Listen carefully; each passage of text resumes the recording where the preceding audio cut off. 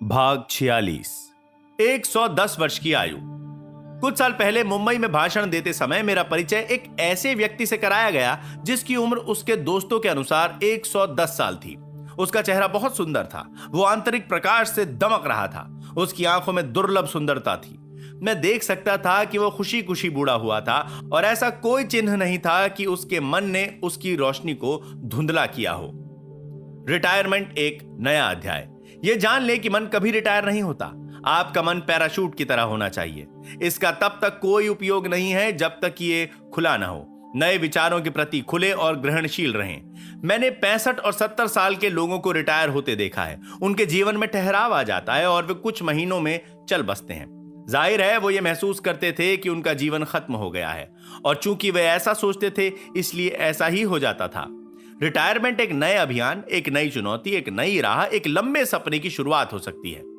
किसी को यह कहते सुनना बहुत ही निराशाजनक होता है, अब मैं रिटायर हो चुका हूं, अब क्या करूंगा। वो दरअसल यह कह रहा है, मैं शारीरिक और मानसिक रूप से मर चुका हूं, मेरा मस्तिष्क विचारों से दिवालिया हो गया है। यह झूठी तस्वीर है। सच्चाई यह है कि आप 60 साल के बजाय 90 साल की उम्र में ज्यादा हासिल कर सकते हैं, क्योंकि आपके नए अध्ययन और दिलचस्पी के कारण आपकी समझदारी, जीवन और ब्रह्मांड की समझ हर दिन बढ़ रही है। उसे और भी अच्छा काम मिल गया।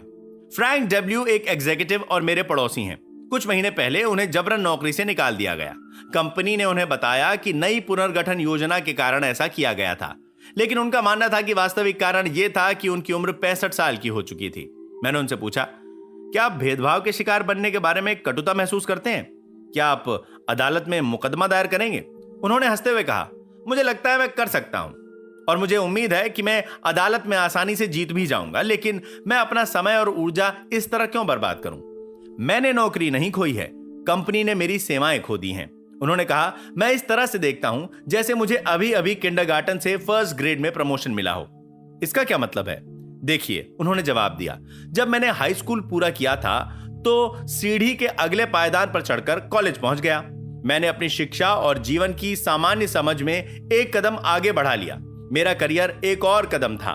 अब मैं वो काम करने के लिए आजाद हो गया हूं जिन्हें मैं हमेशा से करना चाहता था। दूसरे शब्दों में, नौकरी छूटना जीवन की सीढ़ी पर एक कदम ऊपर पहुंचना है। फ्रैंक इस समझदारी भरे निष्कर्ष पर पहुंचे कि वे अब पैसा कमाने पर ध्यान केंद्रित नहीं करेंगे। अब वे अपना पूरा ध्यान जीवन जीने पर देंगे। वे बरसों से शौकिया फोटोग्राफर थे। नौकरी छूटने के बाद उन्होंने पास के ही आर्ट इंस्टीट्यूट से फोटोग्राफी तकनीक का कोर्स किया और दुनिया की सैर पर निकल गए। वे जहां भी गए वहां की उन्होंने दर्जनों रोल तस्वीरें खींची। अब वे कई समूहों व क्लबों में भाषण देते हैं और उनकी मांग बढ़ती जा रही है। अपने बाहर की किसी महत्वपूर्ण चीज में दिलचस्पी लेने के असंख्य तरीके हैं।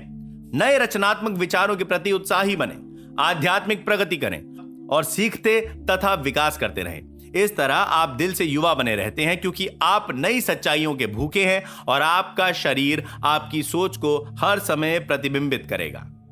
आप समाज के निर्माता हैं, बंदी नहीं। जो कानून कंपनी के मालिकों को कर्मचारियों से उम्र के आधार पर भेदभाव करने से रोकते हैं, वे सही दिशा में उठाए गए कदम हैं, लेकिन कानून अकेला ही लोगों की धारणा को नहीं बदल सकता है। 65 साल का कोई व्यक्ति मानसिक, शारीरिक और मनोवैज्ञानिक रूप से 30 साल के कई लोगों से ज्यादा युवा हो सकता है।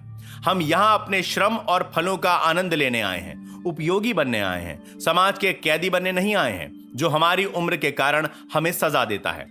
उम्र बढ़ने पर व्यक्ति का शरीर धीरे धीरे धीमा हो जाता है, लेकिन अवचेतन मन की प्रेरणा से उसका चेतन मन अधिक सक्रिय, चुस्त, जीवंत और तीव्र हो सकता है। दरअसल मस्तिष्क कभी बूढ़ा नहीं होता है। जॉब ने कहा था, ओह काश मैं वैसा होता जैसा महीनों पहले था, जिन दिनों ईश्वर ने मेरी रक्षा की थी, जब उसकी रोशनी मेरे सिर पर चमकी थी और उसकी रोशनी के सहारे मैं अंधेरे में आगे बढ़ा था।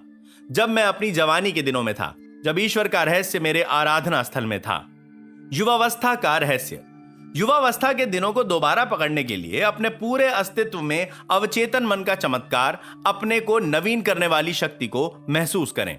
जान लें और महसूस करें कि आप प्रेरित हैं, ऊपर उठे हैं, तरुण बन चुके हैं, नई स्फूर्ति पा चुके हैं और आध्यात्मिक रूप से रिचार्ज हो चुके हैं। आप उत्साह और खुशी से भरपूर हैं, जैसे अपनी जवानी के दिनों में थे, सिर्फ इस कारण क्योंकि आप हमेशा मानसिक और भावनात्मक रूप से उस सुखद अवस्था को हासिल कर सकते हैं।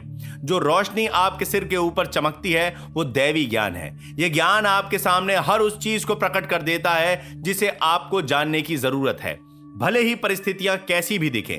आप इसकी मदद से अच्छाई की उपस्थिति की सकारात्मक घोषणा कर सकते हैं। आप अपने अवचेतन मन के मार्गदर्शन से चलते हैं क्योंकि आप जानते हैं कि सुबह होती है और छायाएं लुप्त हो जाती हैं। एक सपना रखें। मैं बूढ़ा हूं, ये कहने के बजाय कहें मैं दैवी जीवन के विधान में समझदार हूं। कंपनी अखबारों या आंकड़ों को अपने सामने बुढ़ापे की तस्वीर रखने की इजाजत न दें। ढलते वर्ष, जर्जरता, सठियाना और निरर्थकता इन्हें अस्वीकार कर दें क्योंकि ये झूठ है। इस तरह के कुप्रचार को मानने से इनकार कर दें।